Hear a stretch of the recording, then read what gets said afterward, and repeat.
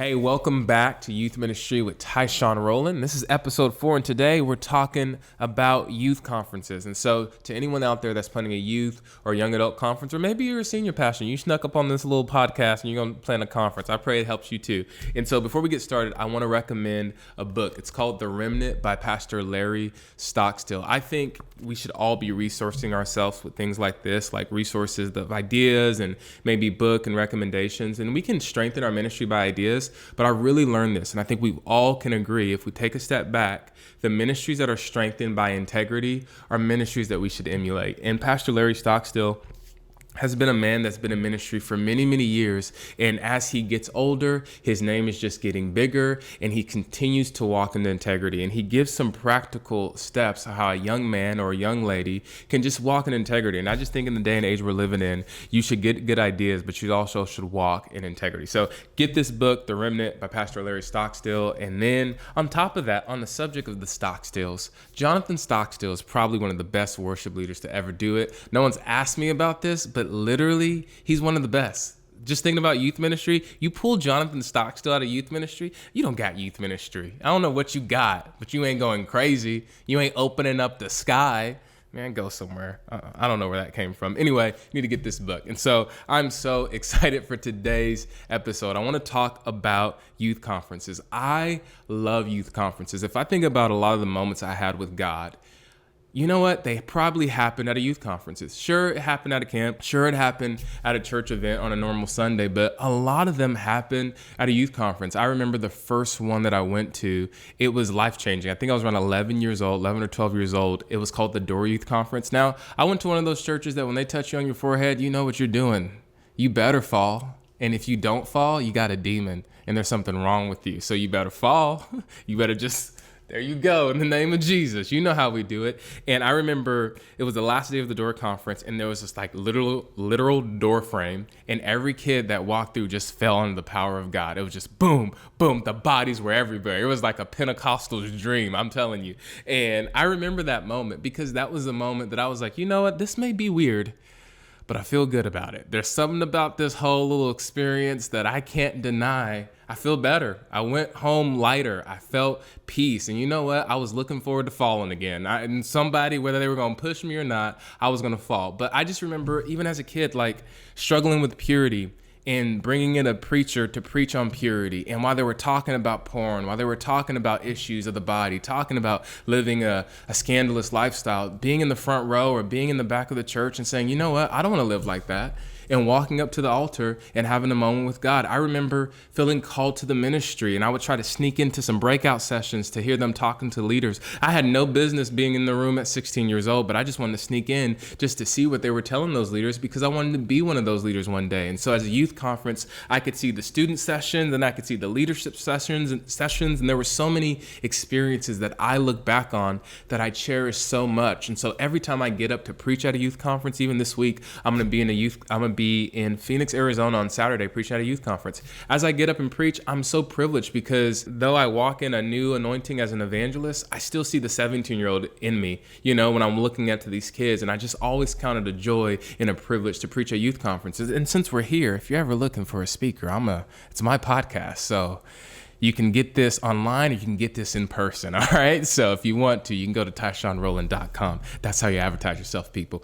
And as I preach at youth conferences, I always think, man, it's really cool to be on the other side of this. And as I've grown up, I've gotten an opportunity to be a part of a lot of youth conferences, whether I was preaching or even leading. A few years ago, I was on staff at Free Chapel, and one of their annual youth conferences is Ford Youth Conference, and they bring in over 13,000 students. And I remember being a part of the team. And in fact, even this year, we had a great chance to partner with Ford, and we're going to be a part of it, just helping and pushing it forward. And I encourage anyone out there to come to Ford. It's going to be a great conference. It's going to bless your ministry. It's going to bless your students. It's going to inspire your faith. You will leave Ford trying to move forward in your ministry. You saw what I did there. It's easy. It's easy, people. But I remember working on staff at Free Chapel, working with Forward Conference. And then I remember when I was on Celebration Church staff and we started Future Conference. And I've been a part of youth conferences that are over 10,000. I've been a part of youth conferences that are like 300 to 500. So I know what it's like to lead a youth conference, and I know what it's like to go to a youth conference. And being a student and then being on staff and now being an evangelist, I realized this. It's hard putting together a youth conference. I think a lot of people think it's easy. It's just, let me get 2 good guest speakers. I'm gonna do some things. We're gonna come together. Everyone's gonna register. It's gonna be easy. Anyone can do it. And then if you lead like that, you know exactly that that's probably one of the worst ways to lead a youth conference. And so what I wanna do is offer about 12 things that I think everyone should do that's planning a youth conference. And I think if you do these things, I genuinely believe that your youth conference will be amazing, okay? Number 1, plan ahead. Plan ahead. There are so many great things that you can do with your conference if you're intentional with your preparation. If you plan your youth conference, if you start planning it 12 months out, a year out, I'm telling you, that's gonna be a good conference. When you start deciding who you're gonna invite, get those speakers locked in, pick the theme, make sure you have everything that you need ahead of time, start advertising it. You're already thinking about the breakout sessions. You're already thinking about what's gonna happen when they get there. You're already thinking about the first time conference experience and what those people are gonna be getting. You're already thinking about everything, and you have 12 months to get what you picture on paper and making sure that the conference that you have on your heart is actually gonna happen. And if you wait 9 months, you can still do it, but you may be rushing a little bit. If you do 9 months, I've seen a lot of people, I do think you can take a good youth conference takes about 9 to 12 months to happen. I think 9 months you're pushing it because you still got to confirm speakers. You still got to confirm the breakout sessions. You still got to confirm the budget. There's a lot of stuff you still have to confirm. If you do it in 6 months, you're going to have to get who you can get. It may be a storm. You may not know what to do. You may be rushing against the clock. Now, if you are crazy, and believe me, I've done this. Can you plan a youth conference in 3 months? Yeah, you can. Should you? No, you shouldn't. You shouldn't at all, because now you're racing against the clock and you're more concerned with the conference getting done than the students experiencing God at the conference that you're presenting. And so I really do think that the best thing that you can do is plan ahead. And so if you have a youth conference in September, you need to start talking to your team about it. You need to start talking to your staff about it. You need to start reaching out to the speakers. You need to just start coming up with a budget. There's a lot of things that you can do if you plan ahead. If you do not plan ahead, you're going to be rushing the whole time. And no youth conference that you rushed for is going to be fun when you're doing it, because you rushed for it, you're going to be rushing through it, and by the time you're done, you're going to be like, what did I just do? And you didn't even enjoy it a lot. And so I really want to encourage every youth pastor, let's kill the youth pastor narrative that we plan everything last minute. Can we be different? Can our generation of youth pastors be different? Can we plan our youth conferences ahead? Can we lock our speakers in early? Can we lock the theme in early? Can we present it to the staff early? Can we start planning right now? No, it's October. I'll get around to it in May. No, you can't do it in May, because during May, the youth ministry goes on summer vacation and you go on summer vacation. And then you're going to come back in August, and then the students are going to start going to school, and then you're going to be like, oh my gosh, I got to get this youth conference done, but I got this first series that they're coming back to, and now it's September, and before you know it, oh my gosh, the youth conference next week. By the way, did we get a speaker? Who are we getting? Hopefully we can get our senior pastor to preach. Our senior pastor's on a sabbatical. Why didn't no one tell me this? He's not even going to be here. We're going to have to shut this whole thing down because you decided that you didn't want to plan early. I know it's February and the conference is in October, but you need to start planning it right now, because you are already in conference mode, my friend. Conference mode is right now. Conference mode does not start 24 hours before the conference. It starts 12 months before the conference. So I want to encourage every youth pastor right now, if you're over a youth conference, start planning ahead. Number 2, establish a budget. We don't like that word in youth ministry. Budget is like a cuss word. It's like a punishment word. We don't like it at all. We want the youth ministry conference of our dreams. And so what happens to a lot of people is that they don't plan. And because they don't plan, they're just living in their head, and they have this dream of a conference, but they don't know how much it costs. So maybe you're watching this and you're like, man, I clicked this link because I really want to do a really cool youth conference, and I think I'm going to get about 500 kids. And you know what? I want to do it for free, and we're going to try to get this speaker, and we're going to get that speaker. And actually, there's probably 2 guest speakers I want to get, and we'll do it for free, and we'll have 500 students, and it's going to be the bomb. Well, who's going to pay for those speakers? Who's going to pay for the food? Who's going to pay for the merch? Who's going to pay for the band? Who's going to pay for all that? If you do it free, can you, here's a better question. Can you afford to do it free? A lot of times we don't think about all these things before the conference happens. We're just thinking, we're closing our eyes thinking about that great altar moment, but we forget that altar moment actually costs some money, and you have to budget accordingly. As you're sitting down, ask yourself, I remember when I was planning one of our youth conferences and I was going to invite a lot of different friends and a lot of people that I knew in youth ministry. And I think we had a total of 6 speakers. And I was like, okay, we're going to have 6 speakers, including musical guests.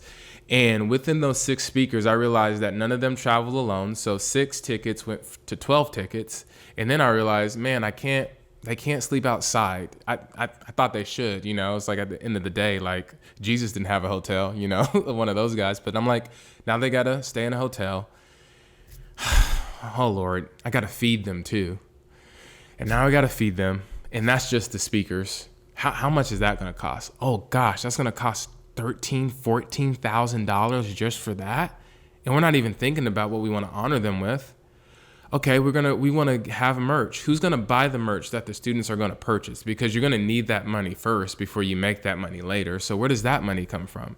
Is your senior pastor just going to give you that money? Does it come out of your youth ministry budget? Are you going to request that money? Do you have anybody that's actually sowing into the youth ministry at that level that you can do this for free? Here's another question. If you're going to feed the students, where's that money going to come from? Because though we want the students to be fed, who's going to pay for all these little snack packs or pay for Chick-fil-A or pay for a catering service to come in? All these things cost money. So you have to sit down, and this is why you plan ahead, because when you can plan ahead, you could budget. And when you budget and you do things early, a plane ticket that you buy in February is way cheaper than a plane ticket you buy in August. And believe me, that money changes things. When you plan ahead, you can really sit down and say, okay, for the youth ministry conference, for the young adult conference that I have in my heart, it's going to cost this much money. I want to give it away for free. Maybe one year we can give it away for free. But you know what? It seems like this youth conference is going to cost probably $20,000 to $25,000. Ooh, that's a lot of money. Well, it's not a lot of money if you get 500 kids to pay $50. If you get 500 kids to pay $50, that is $25,000. Hey, are you enjoying this podcast? I really enjoyed recording it. I want to also make you aware of a resource that I have just for youth pastors or youth leaders that are teaching or preaching to young people. It is a course called How to Preach to Gen Z. I took about 4 or 5 hours just to put it together for you. And if you want it, go ahead. The link is in my description. It's also in my link tree. And I pray it blesses you or maybe someone that you know. Now get back to listening to that phenomenal podcast. And hey, that's an anointed man of God, ain't he? And now you have $25,000 to, okay, we're going to purchase games. We're going to do this with the food. We're going to purchase this merch. We're going to get these plane tickets taken care of. We're going to figure out what we're going to do here. Now we can budget. Now we can plan accordingly. And this is why you want to budget, because once you budget, usually the things you're planning on will really happen. If you don't budget, the thing you're picturing won't happen. And then what actually happens, you're going to be so mad at yourself because you never budgeted accordingly. And now you're frustrated with the conference that you have is not the conference that you had in your heart. But this all can be fixed if you just budget. So number 1, you got to plan ahead. And number 2, you're going to have to budget. You're going to have to figure out how much do these things cost. If you don't have that answer, call somebody. Don't just sit in your office and try to figure it out on yourself. Call a youth pastor, call a leader, reach out to someone and say, hey, I love your youth conference. Can you send me how much that costs? Can you send me a breakdown because I'm planning a youth conference and I just want to know in my mind what I should be planning for,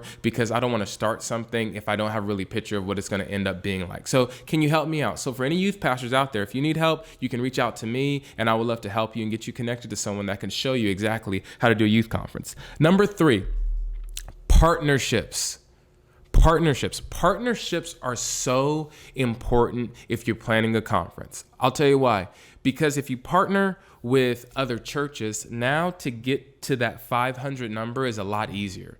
Now, I appreciate traveling and preaching places, but I was telling this to my wife before we recorded this. I said, there has been a season, there was 1 month where I went to the same city 3 times, back to back to back, every week. I'm going to this place again. I'm going to this place again. I'm going to this place again. They all were doing youth conferences. And I thought it was cool. One had like 150, another person had about 400, another person had about 300. But I thought this to myself, what would have happened if all three of them just came together. They probably would have hit a bigger number, probably over 1,000 if they just came together. If you come together with other youth ministries, that budget gets bigger. And now with a bigger budget, now you can figure some things out. You come together with the local church that has a big venue. Now you're not paying money for a venue because it's being housed at their church. And now you're saving money in different ways because you're partnering. If you're a youth pastor and you have another person that you know that's within maybe a 5 to 10 mile radius and they're building a like-minded ministry, take them out to coffee and ask them, hey, would you like to partner together? I know we'll figure out who's going to preach. We'll figure out who's going to lead. We'll figure out how much this is cost. But how about you talk to your church? We're going to talk to our church. Maybe our church can put up some money. Your church can put up some money. Plus, we can have the kids register. And now we have a big budget. And let's see what God can do to this city if you just partner. Another thing you can partner with is vendors. You can call someone that says that has a book, or maybe you know someone that would love to advertise something. You know, I remember when I was planning our youth conference, I reached out to somebody and they said, hey, we would love to come advertise, and all we would ask is for this amount of space, and we would love to put our stuff in your lobby and they were going to give us a certain amount of money. And I remember that certain amount of money took care of merch. And it was just so helpful. So you can reach out to a vendor. You can reach out to someone that does things like compassion or like-minded things like that. I think we've all seen that at conference. A lot of those times were people saying, hey, I want to be a part of what you're doing. The thing that I'm doing, I believe is connected to the thing that you're doing, and we can partner together. And what does that do? That's going to help the budget. You're going to hear me say this word a lot, and it's not because it's all about money, but it does cost money to do these things. So I want to encourage you, partner with the local youth ministry, partner with the vendor. Another thing you can partner with is a nonprofit.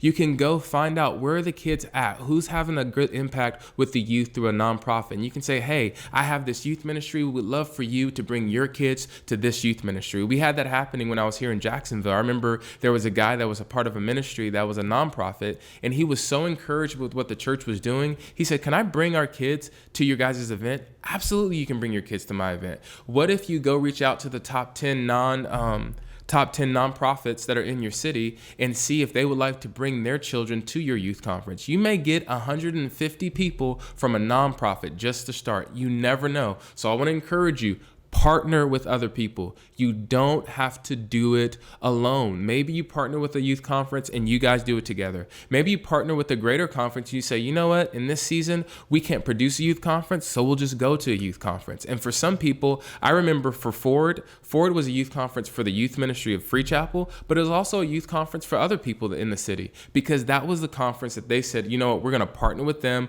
by registering. We're going to partner with them by bringing our student to this event because this is good for the city. This is good for the body. So instead of competing against one another, how about we come together and we partner? And once you see what God can do when the community comes together, I'll tell you, you'll start inviting other people to do it, and you'll start inviting other people to take over your city. So number 1, plan ahead. Number 2, establish a budget. Number 3, partnerships.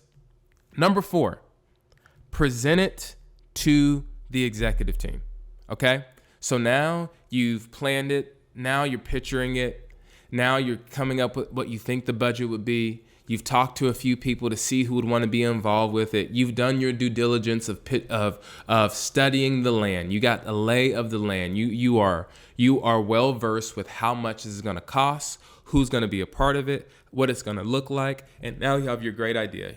You know what you need to do now? You need to present it to the executive staff. There's 3 things you want from the executive staff. You want their eyes on it.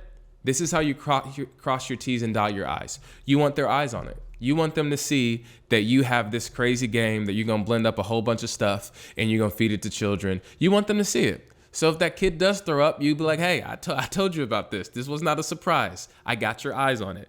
You want their eyes. Number 2, you want their approval. You don't want to just say you want to invite a preacher. You actually want to have that preacher invited by talking to the executive pastor, and the executive pastor says, you know what, green light, invite them. You want their approval, because when you get their approval, now you can make decisions. Now you can take some steps. So you get their eyes, you get their approval, and then most of all, if you do those 2 things, you know what you got? You got their blessing. And it is better to present a great initiative in the church with the blessing of the executive team instead of being a headache to the executive team. You don't want to be a headache to the top line. In fact, what you want to show the top line that Though this is costing a lot of money for the church, I want to show you that our youth ministry can be a good steward of the church's finances. We can be a good steward of the church's resources, and we're going to do our best over the next 2 to 3.5 days to present our church with an incredible opportunity for students to come, parents that are believing that our church should produce something. We're going to produce something that's going to be a blessing to those students. So you want to show that to the executive staff. When you get their blessings, you know what you'll get next year? A little bit more approval, a little bit more budget. And before you know it, you'll be able to afford to bring in like the best of the best, Bishop T.D. Jakes. Bring him in. I've been trying to invite him since I was a child. He doesn't respond to my emails. Number 5, after you present it to the executive staff, you want to present it to everyone else on staff. Now, this is why you want to do this. You want to get the staff's help. You don't want to put this youth conference on with your core team. I know you really believe in that 23-year-old that works in the coffee shop for 13 hours a week, and you believe there's anointing on their life. But I also believe that there's someone on staff that's probably really good at administration, and you should honor them. You should honor the gift on their life and inviting them to be a part of the thing that God has told you to produce for the church. I think that we should invite the staff into the youth ministry just as much as we invite guest speakers into the youth ministry. I think we should walk over to the people in the church that are doing so well on staff and say, hey, would you like to be a part of this? Would you like to sow into the next generation? I would love your help on VIPs. I would love your help for check-in. I would love your help with the merch. I would love your help planning and executing XYZ. And with the partnership of the staff, usually what you'll have is the most important things are already taken care of by people that already understand it. Instead of bringing in somebody 2 weeks before to learn it and then expecting them to do it on the most important day of the year, the youth conference, how about you bring in the person that actually trains everybody to do it and say, hey, since this is what you do, I would love for you maybe to get your team to come and serve. Maybe you can allow your team that serves in the youth ministry, that serves in other capacity of the church, to also come and be a part of this youth conference. Let's not make it just a youth initiative. Let's make this a church and a staff initiative. And when you get the staff's buy-in, I'm telling you, the youth conference is going to run smooth. When you have to trust a staff member, it's way easier. You don't want to be trusting a 17-year-old. Believe me, you don't. You don't want to be trusting them with it. So invite your staff. Honor your staff. Walk up to them. Ask to speak in the staff meeting. Like, hey, I just want you guys to know we have the youth conference coming up. And if anybody wants to be a part of it, I would love for your involvement. I would love for you to come by my office, or I'll come by your office. You know what? Present it to the staff as an opportunity. And when the staff feels like you are honoring them, man, the staff will honor you during the most important event of the year, which is your youth conference. And we want that. If you're a youth pastor, you don't want to have enemies on the staff, okay? Because you're going to need the staff, and the staff's going to need you. So the best person to work with should be the youth pastor. Okay, number 6, advertise. You have to rep your conference. You have to do it. You're going to have to be the loudest person about your youth conference. It is so bizarre to me that people are believing for God to work wonders at their youth conference, and they only posted about it a week before it started. I think if you really want that thing to be amazing, you got to talk about it all the time. You ever see somebody when their book is coming out, and you just know, oh, I know where this is going. For the next 2.5 months, it's going to be a whole lot of that book. I'm going to see that book on every angle. I'm going to see that book on every post. I'm going to see that book in every TikTok. Why? Because they're advertising their book. They know that if they don't talk about it, who else is going to talk about it? You can't put your most prized possession into somebody else's hand. You're going to have to be the one to talk about it every day. And you know what? Those people that are advertising their book, they don't care. They don't care that they're posting the same thing. They don't care. Why? Because they want to move the message forward. If you have a youth conference, you need to be the loudest one about it. You need to feel annoying. You need to make almost every conversation about it. Hey, I woke up this morning, I was reading this scripture, and we're going to break it down at my youth conference register. You're just going to have to figure out how to do it. You're going to have to bring it up and mention it. You're going to have to be annoying. I love being a part of a movement. I love being a part of Forward Conference. Register for Forward Conference. I don't care that I keep mentioning it. I don't care that I'm annoying. I think it's one of the best move of God's that's happening in our nation. I think that if people come to that conference, they're going to be blessed. I think if youth pastors come, they're going to be strengthened. Why would I not be annoying about it? Thank you so much for watching part 1 on how to plan a youth conference. Because there was so much content, we decided to split this up. So part 2 is going to be dropped next week. So before you go, make sure you like, subscribe, and comment, and I'll see you next week.